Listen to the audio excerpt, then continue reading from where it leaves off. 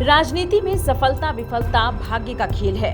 यह जानने के लिए कहीं दूर जाने की जरूरत नहीं। झारखंड में किस्मत चमकने की आस में कम से कम आधा दर्जन नेताओं ने लोकसभा चुनाव की घोषणा के बाद दल बदल किया, लेकिन उनमें 3 को छोड़ किसी को कामयाबी नहीं मिली।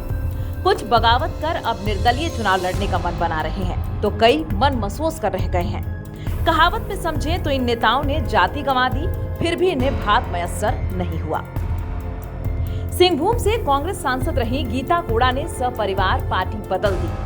वे खुद तो भाजपा में शामिल हुई ही अपने पति पूर्व सीएम मधु कोड़ा को भी भाजपा की सदस्यता अपने साथ ही दिला दी। भाजपा ने गीता को सिंहभूम से लोकसभा चुनाव का टिकट दे दिया।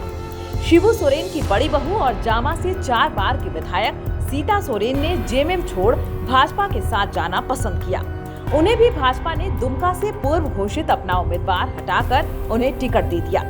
इन दोनों की तरह ही भाग्यशाली निकले भाजपा छोड़ कांग्रेस की सदस्यता लेने वाले विधायक जयप्रकाश भाई पटेल। कांग्रेस ने उन्हें हजारीबाग से अपना प्रत्याशी घोषित कर दिया।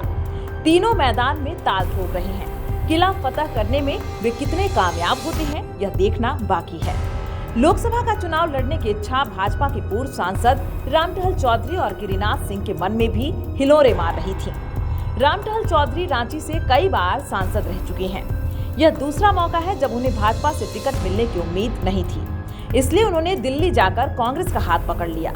इसी तरह आरजेडी से भाजपा में आए गिरिनाथ सिंह ने चुनाव की घोषणा के साथ ही राजद में जाना मुनासिब समझा, ताकि कहीं से टिकट मिल जाए। पर सबकी किस्मत तो एक जैसी होती नहीं, दोनों की किस्मत ने दगा दे दिया।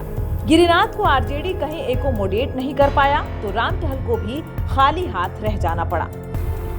जयप्रकाश वर्मा पूर्व विधायक हैं। गांधी विधानसभा सीट से उन्होंने भाजपा के टिकट पर विधायकी का चुनाव लड़ा और विजयी रहे।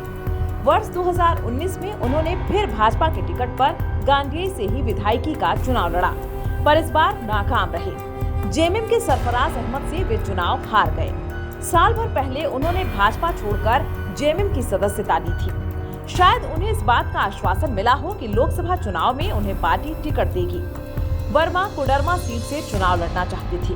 विपक्षी दलों का जब गठबंधन बना तो कोडरमा सीट भाकपा माले के खाते में चली गई। वहां से माले के प्रत्याशी विधायक विनोद सिंह चुनाव लड़ रहे हैं। निराश होकर जयप्रकाश वर्मा ने बगावत की राह पकड़ ली है। अब उन्होंने घोषणा की है कि वे कोडरमा से निर्दलीय लोकसभा का चुनाव लड़ेंगे। लोकसभा चुनाव में टिकट की उम्मीद में भाजपा के कुछ अन्य नेताओं के भी पाला बदलने की चर्चा चुनाव की घोषणा से काफी पहले से चल रही थी। इनमें कुणाल सारंगी और रविंद्र पांडे के नाम प्रमुख थे। रविंद्र पांडे के बारे में तो यहाँ तक कहा गया कि उन्होंने कांग्रेस के दिल्ली दरबार में हाजिरी भी लगाई, लेकिन कोई पुख्ता आश्वासन नहीं मिलने के कारण उन्होंने मन बदल लिया।